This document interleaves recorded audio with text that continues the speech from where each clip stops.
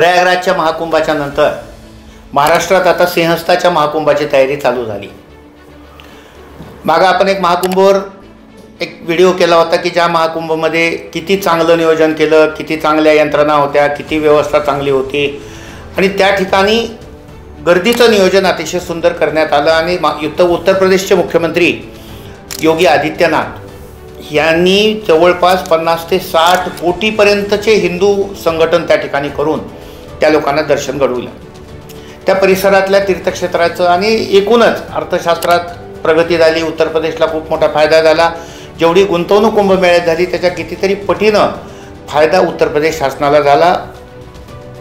अर्थव्यवस्था वाढीला लागली आणि आता 2027च्या सिंहस्थ कुंभाची तयारी महाराष्ट्र करतोय। महाराष्ट्राचे मुख्यमंत्री देवेंद्रजी फडणवीस यांनी एक बैठक घेतली, आढावा बैठक घेतली आणि त्या बैठकीमध्ये काही निर्देश दिले की अशा पद्धतीनं आपण असं करू की स्वतंत्र कुंभमेळा एक प्राधिकरण निर्माण करू, असे निर्देश मुख्यमंत्र्यांनी दिले।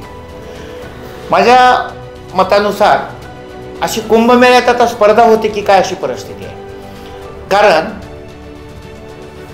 देशाच्या पंतप्रधानपदी नरेंद्र मोदी यांच्यानंतर योगी आदित्यनाथ यांचं नाव बऱ्याच लोकांकडून घेतलं जातं आणि बरेच जण महाराष्ट्रातले देवेंद्र फडणवीसांचे समर्थक काय म्हणतात की देशात नरेंद्र, महाराष्ट्रात नंतर देवेंद्र, तर ते आता पुन्हा नरेंद्र नंतर देवेंद्र येणार, म्हणजे नरेंद्र मोदी यांच्यानंतर देवेंद्र फडणवीस हे पंतप्रधान पदाच्या स्पर्धेतील एक संभाव्य उमेदवार आहेत। आणि म्हणून महाराष्ट्राच्या कुंभमेळ्यात सुद्धा एक अशी स्पर्धा होईल की योगी आदित्यनाथने केलेल्या प्रयागराजच्या कुंभमेळ्यापेक्षा नाशिकच्या कुंभमेळ्यामध्ये 50 कोटीपेक्षा जास्त 60 कोटी 70 कोटीपर्यंत आम्हाला जनता तिथं आणायची आहे आणि त्यासाठी आम्ही हा कुंभ डिजिटल कुंभ म्हणून प्रसिद्धीला आणू असे निर्देश, डिजिटल कुंभाचे निर्देश फडणवीसांनी दिलेत असं कळत आहे।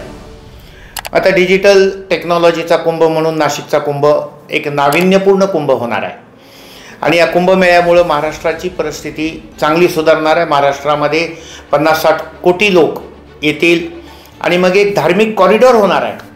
म्हणजे मग त्या धार्मिक कॉरिडॉरमध्ये अगदी म्हणजे नाशिकहून निघालं की त्र्यंबकेश्वर, त्र्यंबकेश्वरहून मग शिर्डी, शिर्डीच्या नंतर वणी, वणीनंतर शनी शिंगणापूर, मग असं एक त्या परिसरातले तीर्थक्षेत्र लोक देशातून येतील, जगातून येतील आणि मग नाशिकला आल्यानंतर आजूबाजूला तीर्थक्षेत्राला भेट देतील। मग त्या आजूबाजूचे विमानतळं चांगली असणं, तिथं विमानसेवा वाढवणं, तिथं विमान उतरण्याची व्यवस्था, मोठी विमानं उतरण्याची व्यवस्था करणं, रस्त्यांचं नियोजन चांगलं करणं, रस्त्याच्या आजूबाजूला असणारी जे ढाबे आहेत, हॉटेल आहेत तिथली व्यवस्था, मग कायदा सुव्यवस्थेची यंत्रणा आणि मग तिथल्या लोकांच्या सूचना आणि त्याचं प्रसारण करण्याच्या यंत्रणा, या सगळ्यासाठी डिजिटल टेक्नॉलॉजीचा वापर करण्याचे निर्देश माननीय मुख्यमंत्र्यांनी दिलेले आहेत। प्रयागराजची तिथली पूर्ण तयारी बघून येण्यासाठी आणि ती तयारी बघून तिथं कशी तयारी केली होती त्या सगळ्या सूचना तिथं काही माणसं पाठवून शासनानं मागवल्यात आणि त्याची माहिती घेतली आणि त्यांच्याकडूनही सूचना घेतल्या की काय केलं पाहिजे, म्हणजे गर्दीचं नियोजन कसं केलं पाहिजे, वाहनतळ किती असली पाहिजेत, किती अंतरावर गर्दी थांबवली पाहिजे, या सगळ्या गोष्टी करत असताना कुंभमेळ्याची स्पर्धा पाहायला मिळणार आहे का महाराष्ट्रातल्या जनतेला, हा एक चर्चेचा विषय आज महाराष्ट्रामध्ये आहे की प्रयागराजचा कुंभ मोठा झाला का नाशिकचा कुंभ मोठा झाला। प्रयागराजच्या कुंभमेळे थोडीफार का होत नाही चेंगराचेंगरी झाली आणि प्रयागराजला जाताना ज्या गर्दीमध्ये रेल्वेमध्ये जी चेंगराचेंगरी झाली ती सुद्धा इथं होता कामा नये आणि नाशिकचा कुंभ हा बिना गालबोट करून देवेंद्र फडणवीस स्वतःची शक्ती दाखवून देणार का, हा आता महाराष्ट्राबरोबरच देशातल्या लोकांचा चर्चेचा विषय झाला आहे। मी डॉक्टर जगन्नाथ पाटील, आपलं मन यूट्यूब चॅनलमध्ये कुंभमेळ्याची स्पर्धा हा व्हिडिओ करत असताना हा व्हिडिओ जर आपल्याला आवडला तर या व्हिडिओला जास्तीत जास्त लाईक करा आणि या आपलं मन यूट्यूब चॅनलला जास्तीत जास्त सबस्क्राईब करा, शेअर करा। धन्यवाद।